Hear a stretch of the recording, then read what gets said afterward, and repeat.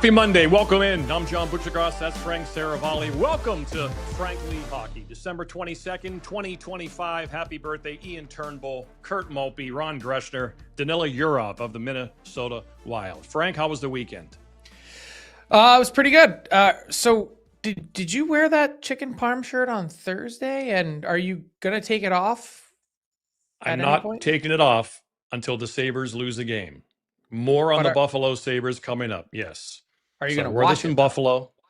I will. I only wear it during the show, so it should be okay. It should hold up all right. Maybe I'll sneak in one if they keep fresh, winning. like hockey, relatively fresh. Yeah, air conditioning, so we're not sweaty. Not much of a sweater, but they do play tomorrow, so we'll have it on tomorrow's show as well for sure. We'll see. Okay. Not much of a sweater. All right. Opening face-off, 5 things for Frank before we get to the rundown. Nashville's won 7 of 10, Frank. They have more points than Winnipeg. They're 9-4 since November 26th. How about that sweet pass from Ryan O'Reilly last night? One of the best of the year. Yep, Preds are coming alive. Barry Trotz did say a few weeks ago that he needed 7 to 8 games to see what this team's all about. And Barry Trotz, by the way, his boss, the Nashville Predators owner, Mr. Haslam, Bill Haslam, is speaking to the media today alongside new minority owner Nick Saban. So maybe some insight onto what the boss thinks about the future of the Preds. And I know they're not in your Frank's 5, but the Calgary Flames have just as good a record as the Nashville Predators do over this stretch. All right, feel free to pop in an Easter egg whenever you want. Ottawa also hot, 4 wins in a row. Stützle, red hot, 7-game point streak, 13 points in that span. Still out of a wild card and the Atlantic top 3, but they're close. Ottawa playing much better. How about Jack Hughes? Goal in his first game back. He missed the previous 18 with that lacerated finger. The Devils went 8-10 without Hughes, but the Sabres won again. More on them in a moment. Chicken Yarmajan. Devils, they have the second wild card, Frank, and this kind of popped in my head. Seamus Casey turns 22 in January, 30 points now in 49 AHL games. Clearly, he's a right-handed shot defenseman with some swag offensively. They got Nemec, they got Hamilton. Any chance that the Devils, especially as they try to, I don't want to say they're floundering, but I think people maybe thought they'd be a little bit better at this point. Injury to Hughes was a bad one. You think they might get a little itchy for a little move to kind of add some pieces? I do. They need increased scoring depth up front, and the best way to do that is to deal from a position of strength on the back end where teams are always looking for more, not to, add in the Christmas theme, but there's no room at the inn for all 3 of those players, let alone if you want to try and go get Quinn Hughes later, a couple years from now. So, someone is going to be on the outside looking in. And then we kind of finish up usually with a couple of statistics, especially on Monday, just to keep a reminder. Top 7 point percentage in the league. And it seems like the league has some really defined tiers right now. Tier 1 is Colorado all by themselves, 843. The next tier, Dallas, 743.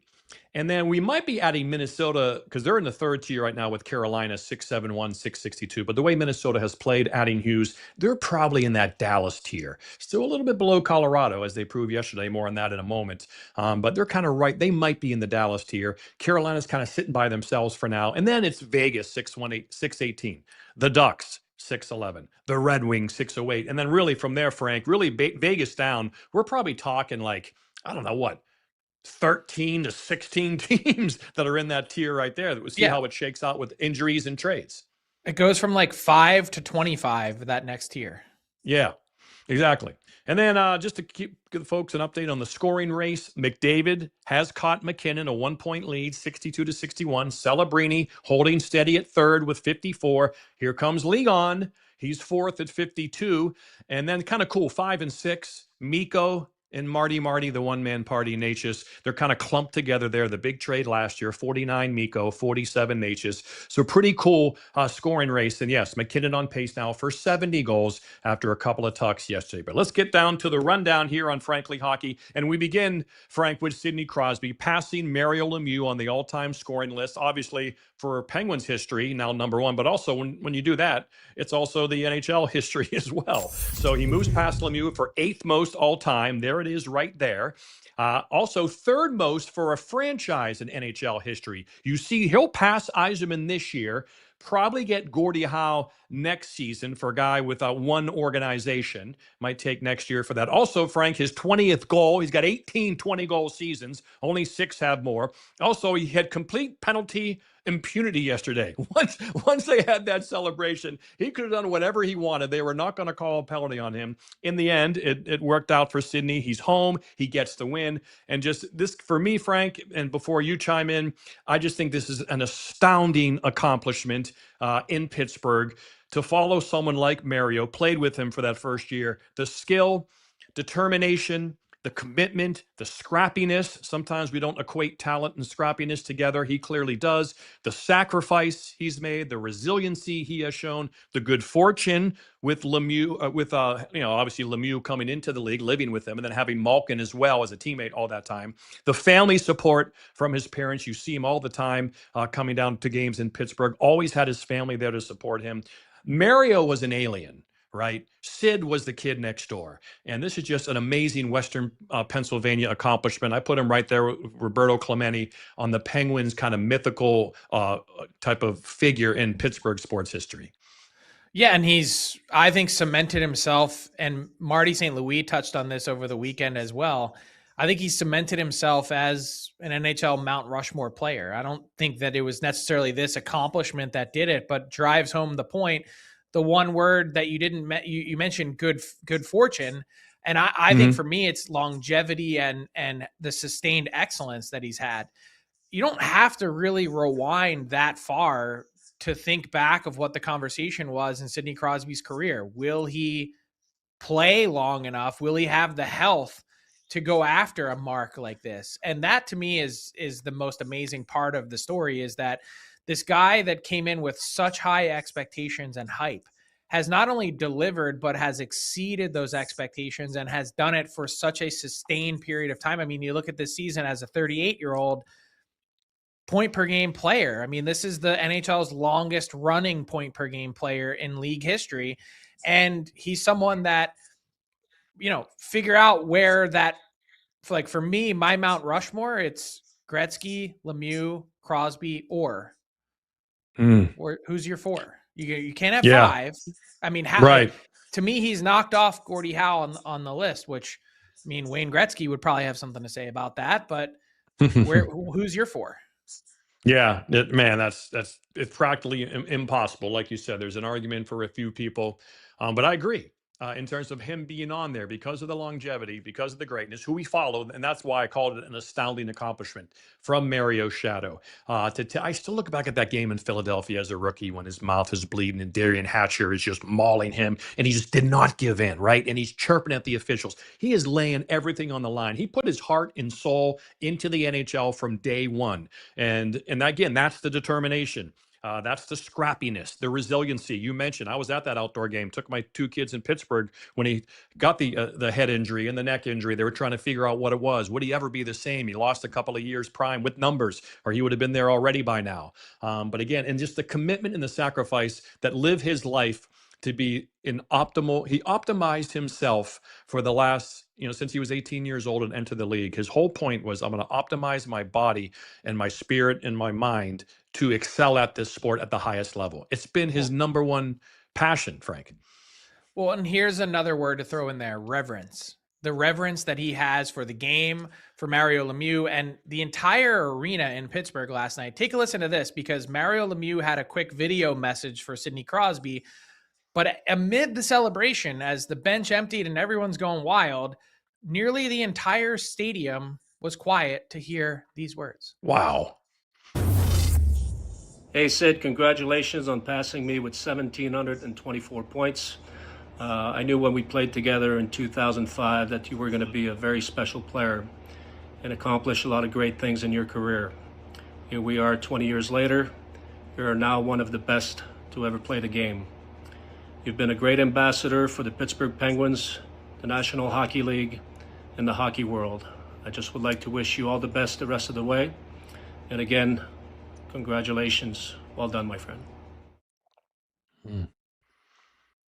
It gives you chills, right? It gives you goosebumps. I love how you use the word reverence, Frank, because people have reverence for them. And in this society today and culture where people try to stay They try to stay young as long as they can. Mario is like an adult, right? He's got a jacket on there. He's got a button-up shirt. He's not trying to speak like young kids or stay young and that we see the culture. And same with Sid. People have reverence for him. They look at him like he's an elevated figure, like he's an older player, where some other athletes his age, they try to stay young. They try to act young. They dress young. These are like professional people. And as a result, there's a reverence to them as well, which is very rare in this day and age. Well, and the humility that comes with that too, right? If you talk to Sidney Crosby about passing Mario Lemieux, the first thing he points out is, well, look how many fewer games he did it in. It's like 400 and some. And so that's the first thing he says, like, it's great that I did that, but it took me all this extra time to get there. And so look, there's a lot of comparison points, totally different era, different scoring era. And yet these numbers have stood the test of time for so long for Mario. It speaks to what he was able to accomplish, but now coming up in a totally different era, what Sid has been able to do and to fight through, it's incredibly impressive. So he's squarely on my Mount Rushmore and a well-deserved honor for him.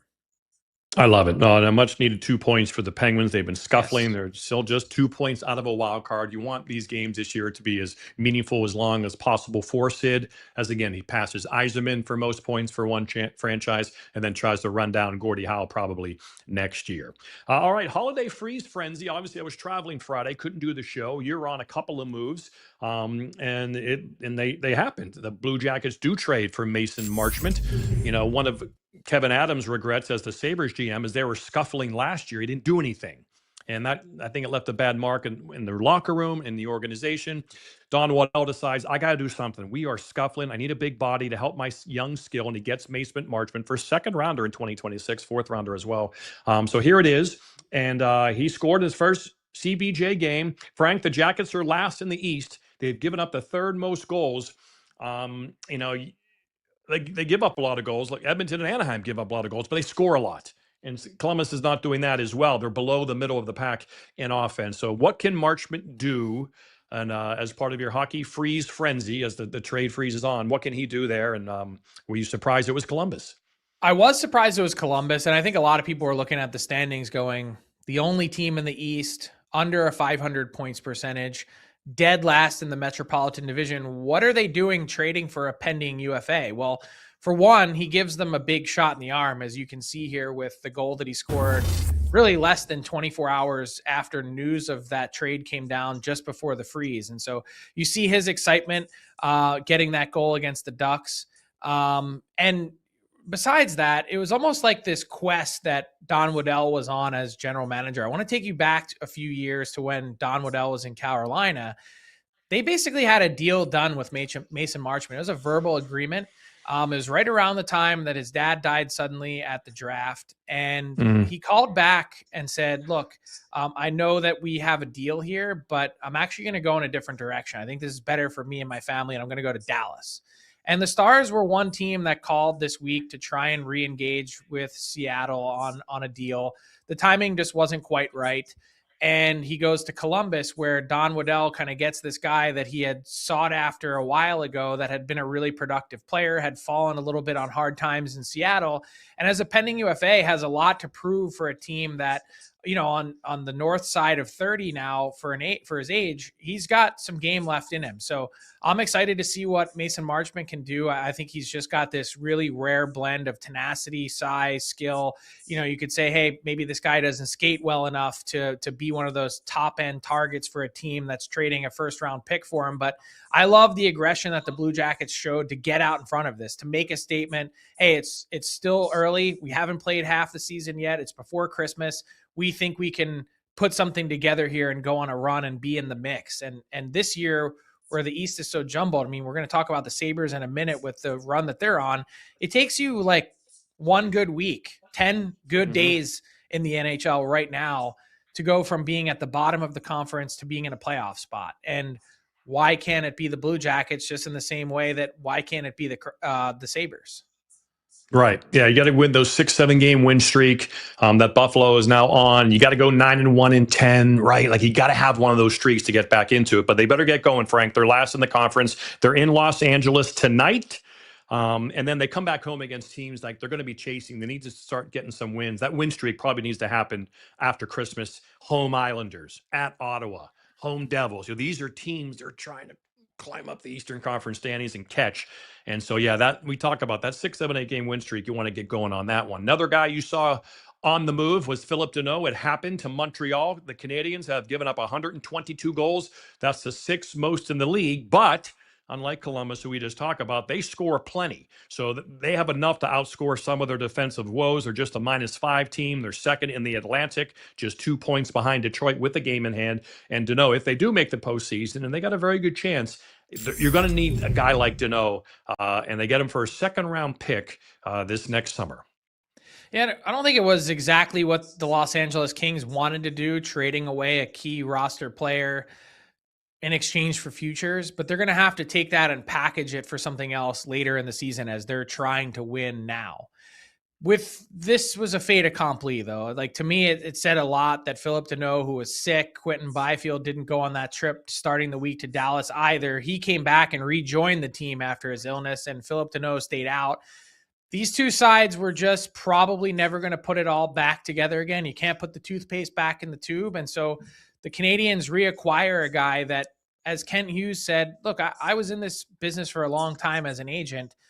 You don't just wake up and forget how to play hockey. So they're banking on, you see a guy that doesn't have any goals this season, had sort of been wandering in the abyss. His defensive metrics, the high hockey IQ, all those things are still there. And not only that, he returns to a team that he's familiar with players that he had playoff success with, like a Cole Caulfield, for instance. That team went to a Stanley Cup final. We forget that. And then Marty St. Louis was a guy who was actively campaigning inside that Montreal Canadiens front office to go out and bring Danault back. And so the trust factor is going to be there as he re-enters the lineup on Tuesday night and plays his first game of his second stint with the Habs. And you could see it, just slot him right there in that Joe Veleno spot and bump everyone down a notch, and he's going to fit like a glove. So I think this makes sense on a number of fronts. I think this is the place that he ultimately wanted to land, even though he didn't have any no trade protection, and all's well that ends well. Yeah, turns 33 in February. He came up with Chicago, and then he had those 6 years in Montreal. Signed the deal with the Kings. And that first year was awesome, Frank. He had 27 goals, but each year his goals have gone down. 27, 18, 17, 8 last year, 0 this year. Certainly, he was the guy to have. Him and Kopitar against Edmonton. They kept playing them in the postseason, and they gave him some good battles early. It just got easier and easier as the years went on for Edmonton as they continued to grow, and so they could never quite get by the Oilers. So yeah, you're right. Kenny Holland's job there is to find a star, try to figure out how they can find some impact guys, especially offensively. Now they have another second-round pick maybe to use, as you mentioned, to try to find that guy before the deadline. All right. Meanwhile, here we go. Winner, chicken parm dinner. The Buffalo Sabres have arrived. Chicken Yarmajan, chicken Yarm, chicken Yarmo, whatever you want to use. They've won 6 games in a row, Frank. The Sabres, I was there for the game Thursday in the building, the first one in the Jarmo Kekalainen era. The building was alive. It felt good. 931 save percentage as well. As you look at these amazing numbers right here, that's what they've had in terms of a save percentage. Ukko-Pekka Luukkonen yesterday. Alex Line has really found his game. This team really seems to be coming together. Now it's where are they? As Jarmo is taking care of the front office first, multiple hirings by him the last couple of days. Yes. And here come the Sabres, Frank, 6 in a row after yesterday's win in Jersey. Yeah, filled out his front office immediately. Jason Carmano's fired by the team. Mark Bergevin comes over as an associate GM from the LA Kings. He also hired Josh Flynn, who worked under him in Columbus. And so that triumvirate is now complete. And with that, there's just juice. There's juice around the Sabres for the first time in what feels like forever. You were there in the building on Thursday night against the Flyers. You could see the reaction as they started to really start to come, things are starting to come together slowly but surely. No one's getting ahead of their skis here and saying that the Sabres are absolutely going to be a playoff team, but I don't see any reason why they can't be. I mean, look at Rasmus Dahlin and this goal over the weekend.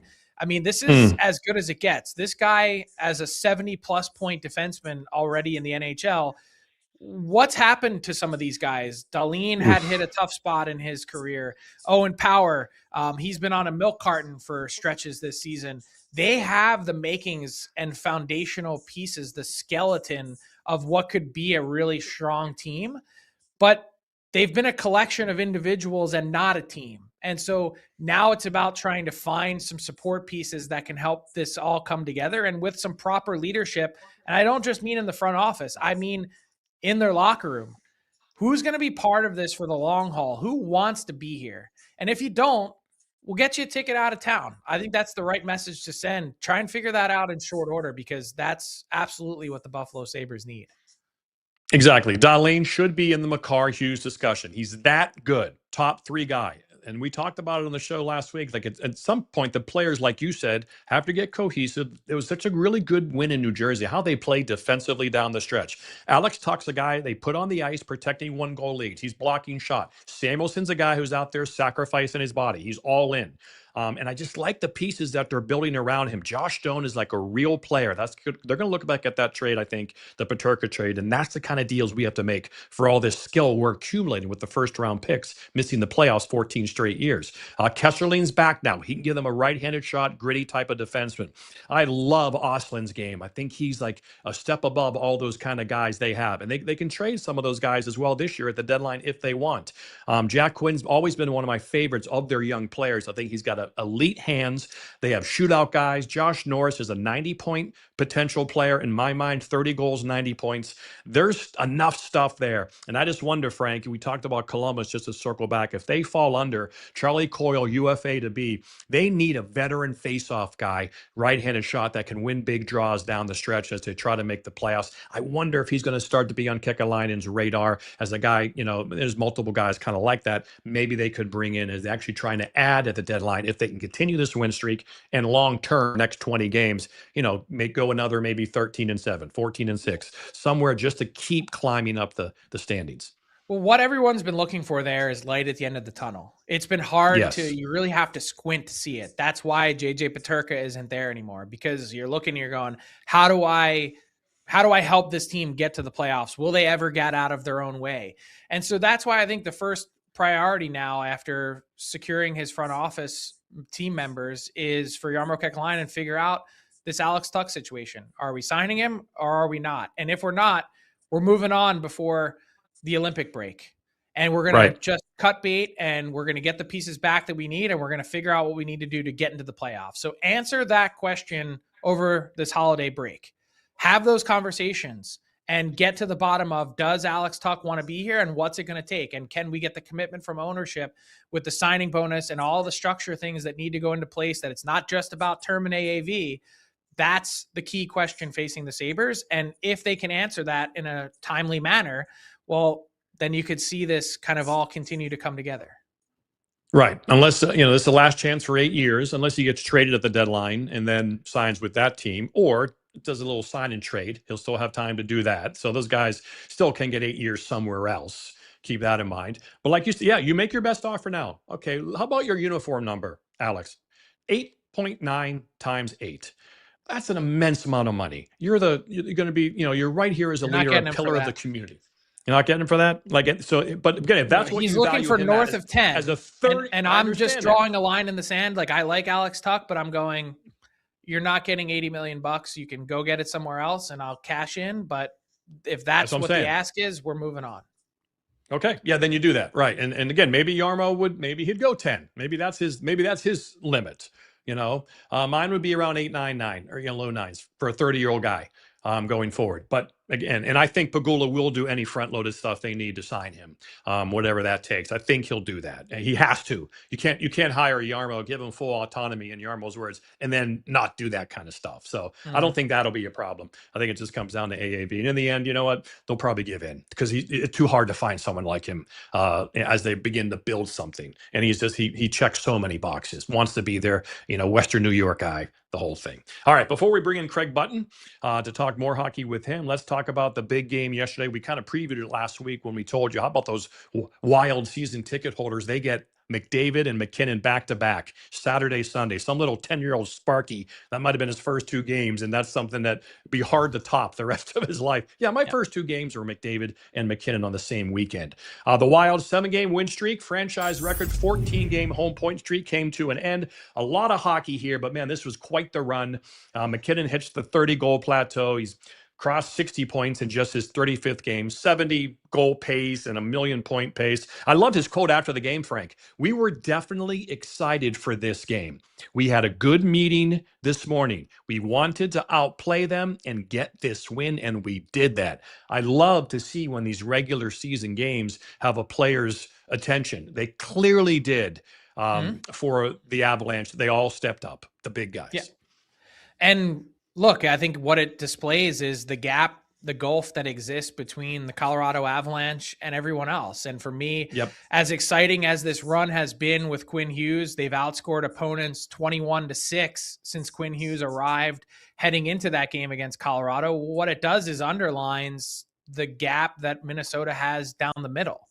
And that's going to be the key test and task for Bill Guerin now, is you can assemble this great collection of talent, but I have a trivia question for you. Who's the last? Love trivia. Yeah, who's the last team that's won a Stanley Cup without a true number 1 center? I mean, you can kind of retrace all the cup winners in your head. Every hockey fan can do it, right? Yeah, Barkov. Yeah, Eichel. And then you go Taves, Eichel. Like, you go through the whole thing, McKinnon. So then I land kind of at the New Jersey Devils in the early 2000s. Scott Gomez, you could make the argument, was he a number 1 center at the time? Was he not? Probably right on the cusp of that. Joe Nieuwendyk was there for one of those cups, so he would kind of count as a Hall of Famer. Maybe you could stretch back Carolina, close further. I mean, Brendan Moore was older, so it's a great debate, but my point is the Minnesota Wild, as good as Urov has been this year, and he enables them to make the trade moving Marco Rossi, these, him and Eriksson Ek are not number 1 centers. And so they have their work sort of clearly cut out for them now. You're in that top 3 or top 4 team in the league, but you're still also third probably in your division right now, given where the Dallas Stars have been. So they've got a lot to figure out. As good as they've been and as well as they've played, teams don't win Stanley Cups without number 1 centers. Yeah, and of course, a young Eric Stahl was on that Carolina team. And like I said, Brendan Moore was a full-fledged pro, so that was a good 1-2 punch. And and before we get to Craig, quick shout-out Vancouver. Since the big trade, they won 4 games in a row. Bouillon has looked solid. Other players, Ducks fans, because they can't have anything. I know. Next. We want a tank. Let's just tank first. All right, let's bring in Craig Button, our boy. Yeah. That's a great question for Craig. So, to kind of expound on some of the stuff we've talked about, and maybe something he wants to inject since he logged in and listened. Hello, Craig. Hello, John. Hello, Frank. St. Louis Blues, 2019. Ryan O'Reilly. He's not a number 1 center. Never was. Never he won the Conn Smythe. Listen, Sam Bennett won the Conn Smythe too. He's not a number 1 center, Frank. And neither was Ryan O'Reilly. Ryan O'Reilly was never a number 1 center. He was a damn good center, not a number 1 center.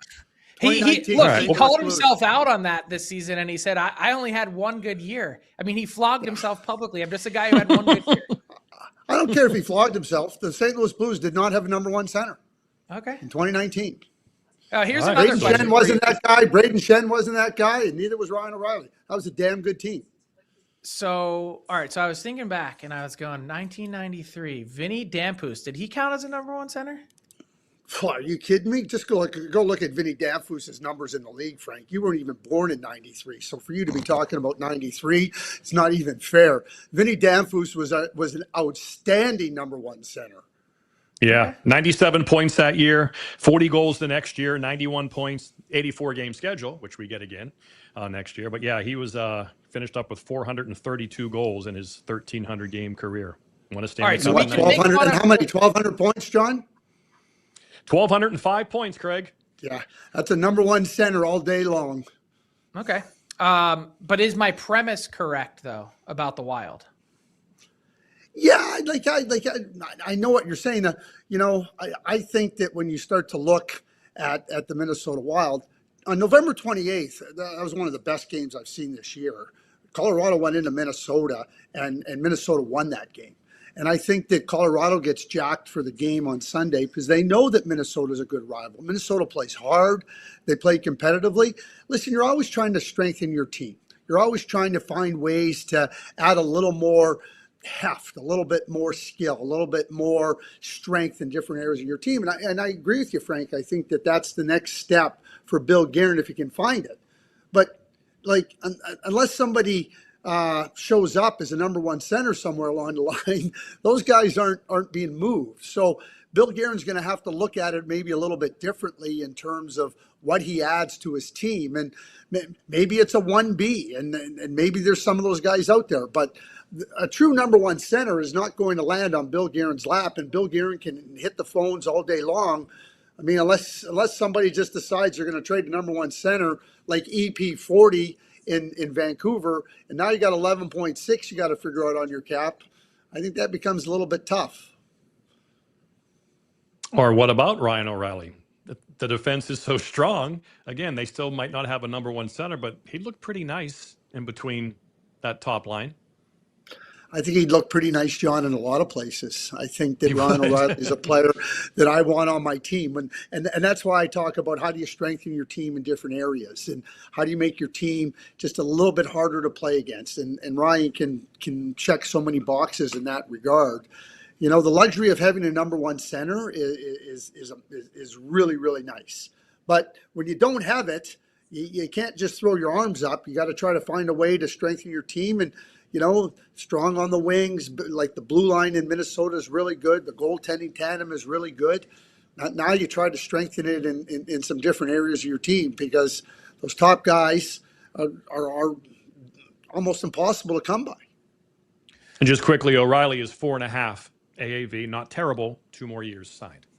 Yeah, this year and next. One of the teams we were just talking about, the Columbus Blue Jackets, they're making a declaration. Hey, we're in this to be a playoff team. We're not just hanging around. Even though we're in 8th place, we're going to go trade for a pending UFA and Mason Marchment. What does he add to that group, Craig? Just some weight and some toughness and some hardness. Listen, I think that Mason Marchment was a nice addition where he's at. It's hard to play in the league now if you don't have some size and some weight around you. And I think Mason it adds that. I think any number of teams should have been after Mason Marchment. So I give Don Waddell lots of credit for getting after Mason Marchment. But they're a younger team, and you know they got some. You know, I don't even know if people know how good Marchenko is. I mean, Marchenko's a star in this league, and he's a big guy. Charlie Coyle's a big guy. I heard you, John, talking about potentially an unrestricted free agent. Boone Jenner plays hard. Voronkov is big. So you're just adding more size and weight. I don't think Mason Marchment's a top-line player, but I think he gives you some strength deeper in your lineup, and he takes some of the pressure off of some other guys, you know, to have to play higher up in the lineup. I really like Mason. I mean, it was interesting when Dallas traded him, and I thought that, you know, Dallas's record has been outstanding. But when I think about the playoffs, I think that Mason Marchment is a guy that type of player can help you. Now, he didn't have a good playoff last year. I get it. But I think for the Columbus Blue Jackets, nothing ventured, nothing gained. And I have to add one thing to say that I heard you saying before. Like, the top 3 defensemen for me in the league are clear cut. It's Makar, Hughes, and Werenski. It's not Rasmus Dahlin. It's not anybody else. Zach Werenski is an absolute stud on the blue line. No doubt. And so that's my only quibble with you guys talking about the top defenseman in the league. And we can start talking about who's number 4, but I think those guys are clear cut the best 3 in the league. It would be fun to talk about who's number 4 because I'm going, I don't know that there's enough love given to Miro Heiskanen in Dallas. Like if you were to go, so if you were to figure out let's just say we have the All-Star game again and it's the Central Division and they got to pick 3 guys on their 3-on-3 team. Okay, so you got Norris Trophy winner Roman Josi. If he's healthy, he might be your 5th best defenseman in the division because Josh Morrissey's in Winnipeg, and you go through the list and you go, this is incredible, that division alone and the back ends there and the embarrassment of riches. There's no question about it. There's simply no question about it. The young defenseman, and Dahlin's he's a top guy, and don't get me wrong here. But what Zach Werenski, I mean, what he does now, I mean, he has firmly established himself as amongst the elite players, difference makers, game changers, needle movers in the entire National Hockey League. And that's why I put him into, because that's what Quinn Hughes is. That's what Cale Makar is. Josh Morrissey, Miro Heiskanen, they come in there. You talk about Roman Josi, Rasmus Dahlin. I mean, it's pretty impressive. And certainly, you think about the young defensemen now in the league. I mean, it is really something to watch and to see how these guys control the game.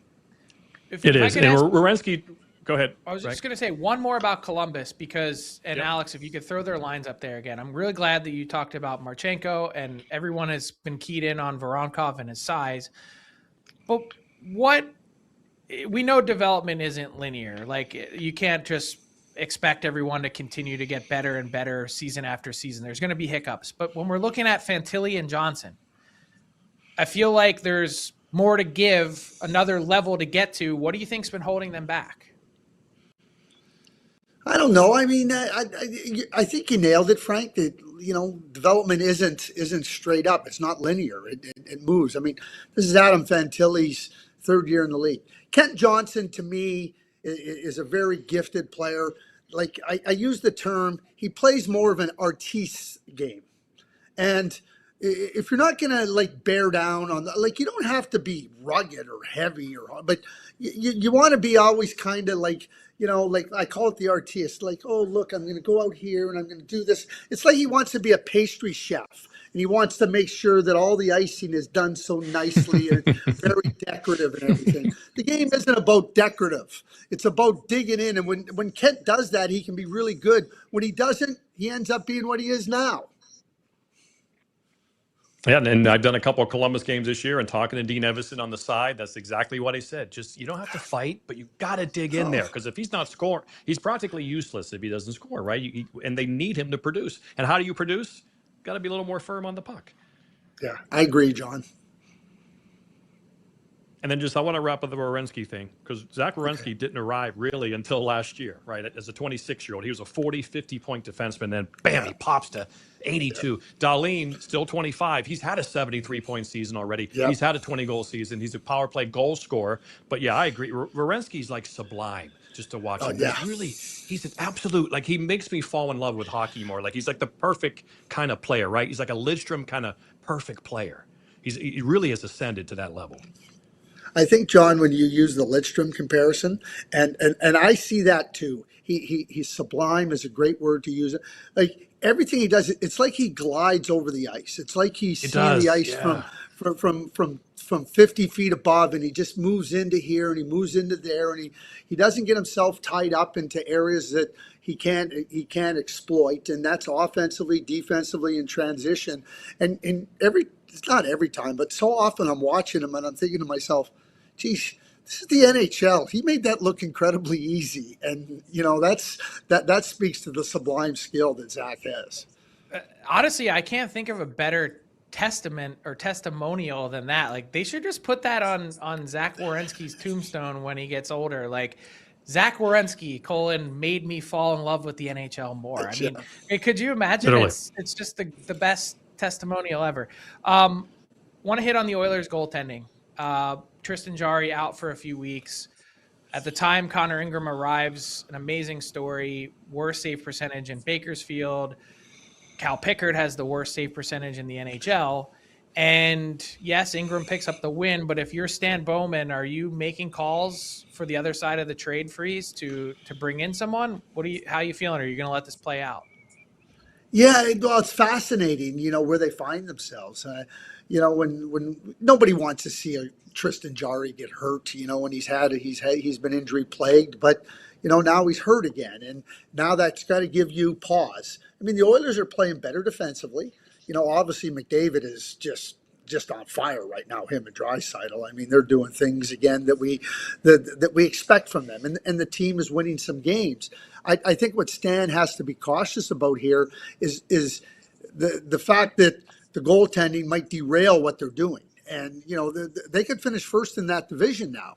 I mean, there's no question that they're right in the hunt for first place in that division, and they should be. I mean, when you think about the points and you think about where they're at, played a few more games, but I don't think that the first place in that division is out of hand. But if the goaltending is going to be uncertain and it's going to be questionable, then first place now isn't going to happen. And I'm not so sure the Oilers, like if you put their feet to the fire, would say they're really worried about it. But I'd be worried because there's enough concern there. You made a move to try to strengthen your team, make a change in the goaltending position to help your team move forward.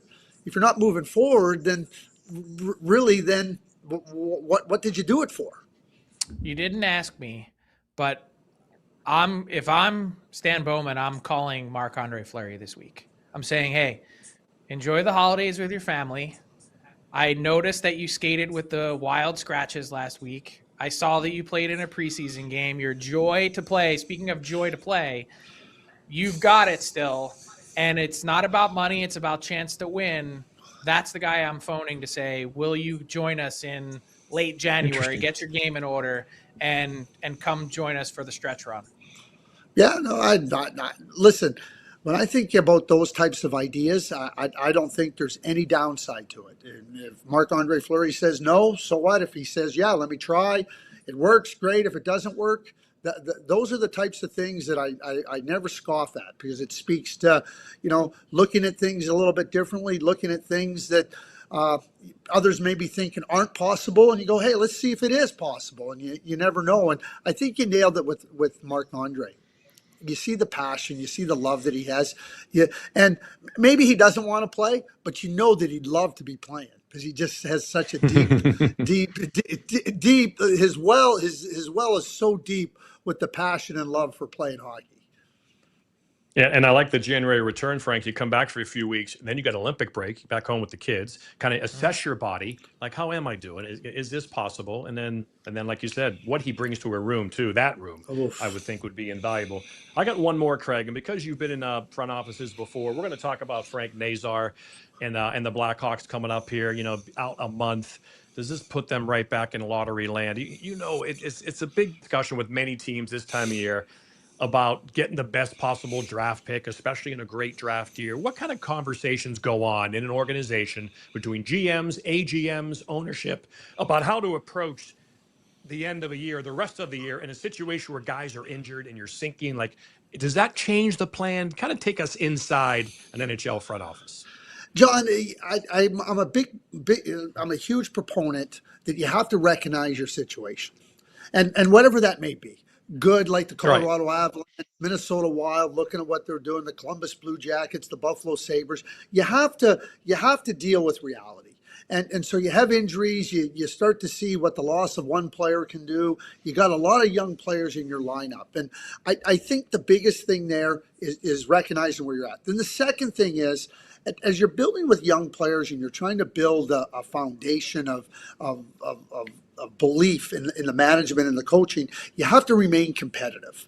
And that doesn't mean you have to win all your games. But you have to remain competitive, because when you start to lose that part of it, you're also setting a template for your younger players. Well, you know what? If things don't go our way, it's okay. And with the young players there, you might not have enough to win more games than you lose, but there's always a reason to make sure that you're competitive in all the games. That's the Calgary Flames right now. That was the Toronto Maple Leafs in 15-16.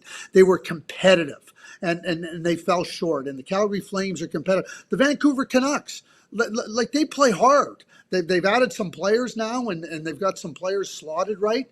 But if you start to lose that competitive area of your team and it starts to evaporate a little bit, you're not helping the development of your team. And that doesn't mean that you don't recognize, hey, this is where we're at. You don't go try to chase it. But at the same time, like if you lose that edge and you lose that spirit in terms of competing, that's more harmful. And that's where I really struggle. Oh yeah, we're just going to tank it. Like tanking is not easy to take on for an ownership or a fan base, and you're not doing a service to your players now, because those players in Chicago now, I mean, a dozen of them, 12, 13, they're going to be there. This is this is your team now moving forward. This is the group that you're going to be building with. It was different when there was only 5 or 6. Now there's 12 or 13. So I think for Kyle Davidson and Jeff and Blash, that's what they got to be able to work at. Awesome segment, Craig. Spirited, informed, experience. We thank you for your support. Well, I love being part of this show. And next Monday, live from Grand Casino Arena, right before the first game of the World Junior Tournament, I'll be coming to you from the Grand Casino Arena. Look forward to it. We'll have a couple days of the World Junior under our belt. Yeah. Can't wait to talk about that. Awesome. Thanks so much, Craig. Merry Christmas. Happy New Year. Yeah, Merry Christmas to you guys. Happy holidays. Awesome. All right. So let's ask the insider and keep that Chicago discussion going, Frank. As Frank Nazar, puck in the face, he's going to miss about a month. This obviously, I think they were probably already a lottery team, then the Bedard injury, and now this. Man, now I think they're right back in the mix for a bottom 5 team. Maybe now you put some guys in roles. You put Oliver Moore at center and see, can he play center? Where is Ryan Green? Is this a guy, as you try to assess your young players? Yeah, it's next man up. And what a tough spot for Frank Nazar. He was dealing with that hip pointer injury before, really trying to play through that. Then now missing a month after it seemed like he finally turned the corner and was getting his game in order with Connor Bedard out. So it's been a tough run, and that's why this World Junior is really going to be interesting for Kyle Davidson and the Blackhawks. They've got 3 important pieces playing in this World Junior. You've got Anton Frundell, who they took at number 2. Can he find a way to have a dominating factor for Sweden in this tournament?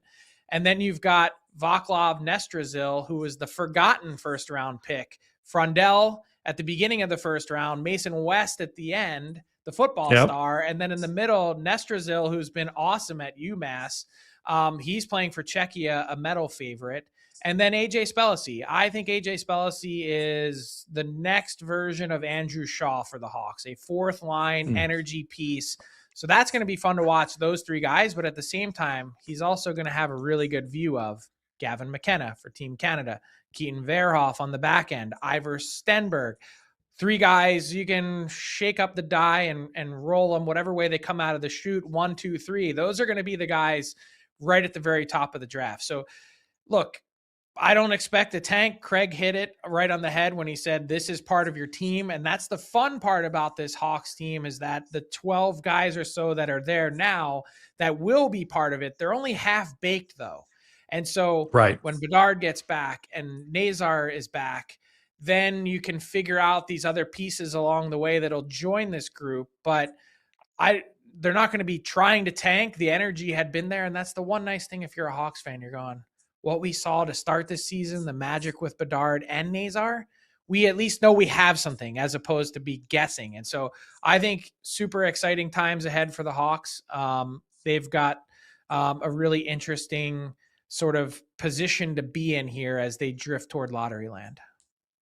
Yeah, and like that's a great way to put it. They can tank with trying hard because you're playing young players in new roles. Again, Oliver Moore, they're babies. So he's going to play his butt off, but then you can evaluate him better. It'll still be fun to watch as a fan because, like you said, the futures are clearly there. And then as an organization, you can identify we can't keep all of them because, as we talked about, the way you make the next step is start trading these pieces. Buffalo just starting to do it. They got Doan and Kesserly, and they identify, here's what we need. Like you said, we need scrappy guys, then we can trade some of the skill for a scrappy guy. Point-wise, it might not, but we're trying to build the best team. So they can start to do that now to add those big pieces, the glue pieces, but also if you get lucky and go deep sea fishing for a Kachuk or those guys, when they become available, you're ready to do it. I'd like to see their back end improve a little bit here. I know they're still super young, but they need offense. Yeah. Where is that coming from? Levshinov. We know that this has been a disappointing year for Rinzel. Let's start to see some of that progress a little bit more readily in front of us from that defense core that they've invested a lot into. Absolutely. All right. Hashtag hockey time. And it's a life hack we could all probably acquire. If you see someone with tatted knuckles, you might not want to get in a fight with them, but sometimes it's too late before you realize said beast has tatted knuckles. And that happened over the weekend, Frank. Yeah. Brennan Othmann just gets absolutely smoked here by Nicolas Deslauriers in a Madison Square Garden matinee.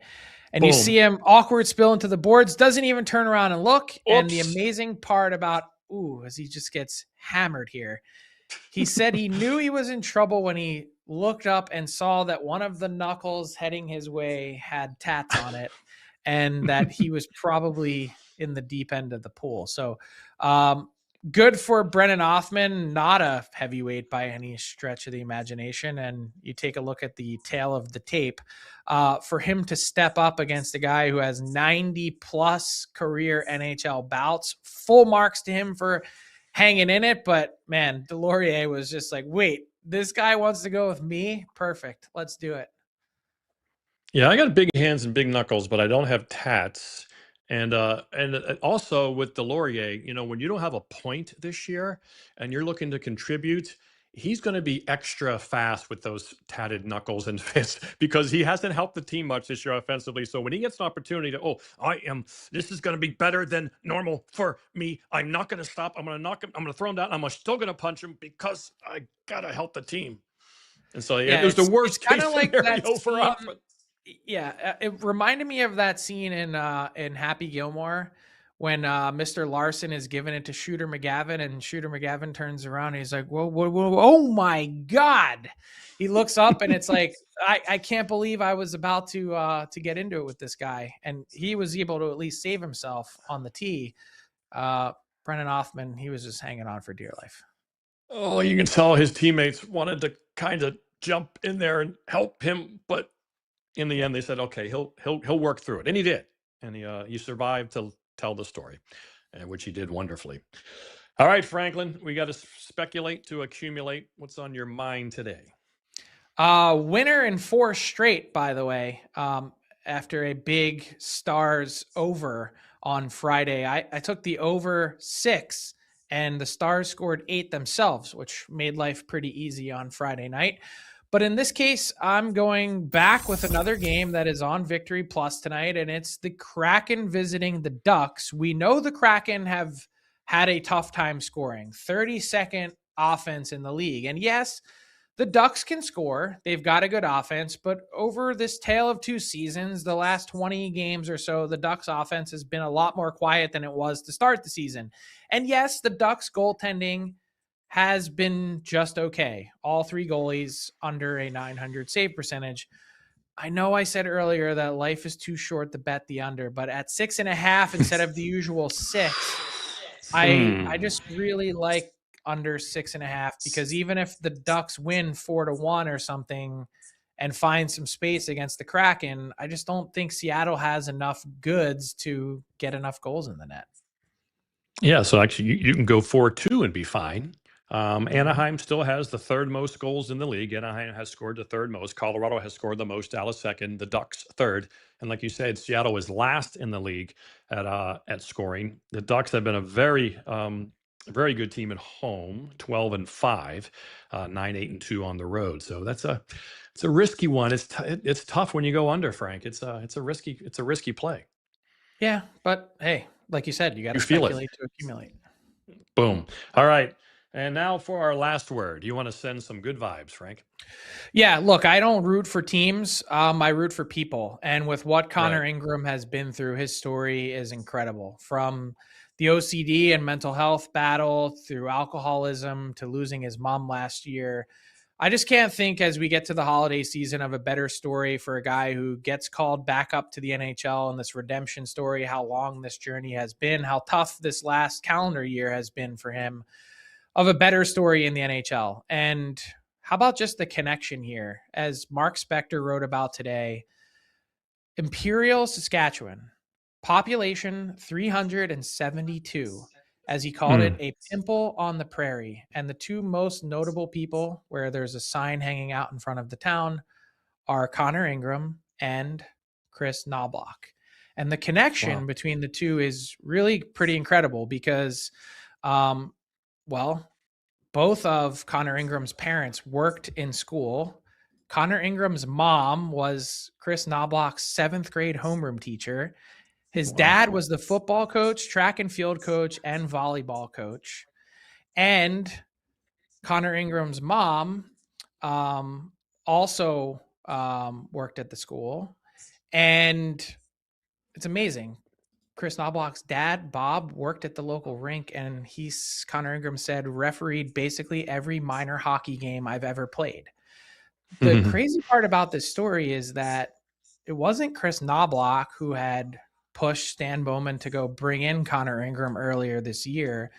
That happened organically. And so now this story that's unfolding right before us, the connection between those two, knowing the family extremely well, I just wonder if that's a place that Connor Ingram might find some comfort and be able to rejuvenate his NHL career. So Imperial, Saskatchewan, population 372, and home of two very impactful pieces of the Edmonton Oilers right now.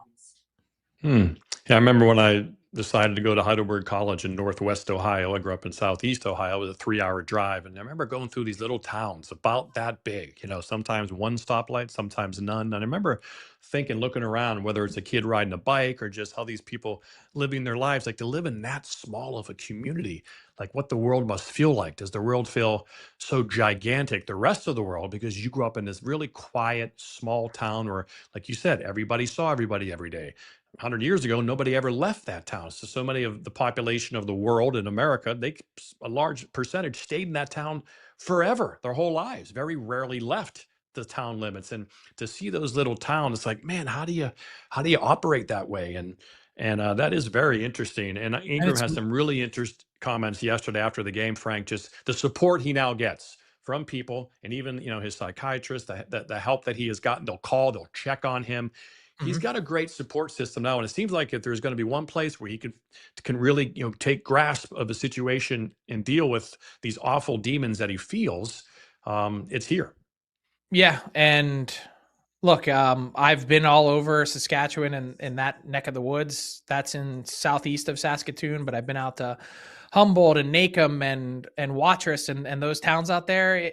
The hockey rink is the lifeblood of the community. Like, it's where everyone hangs out. And, they said, what do you think it was like in Imperial on Sunday night as Connor Ingram, made his, NHL return? And he said, I don't know, everyone's probably watching at the rink having a beer. And that just feels right. So just, thinking of him and his family. Obviously, holidays are hard. His mom dying, I think, really sent him through a loop with all the other things that he's been dealing with, and understandably so. So that support system, it's impressive in the hockey world. And I think everyone's pulling for Connor Ingram, who clearly has the talent to get it back on track.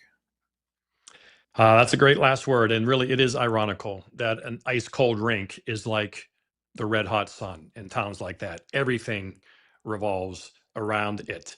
A great last word, a great show. Frankly Hockey, Frank Saravelli, John Butchergoss. We will see you tomorrow. Enjoy the 4 NHL games tonight. Blues, Lightning, Canucks, Flyers, Ducks, home to the Kraken on Victory Plus, and the Blue Jackets in Los Angeles. See you tomorrow.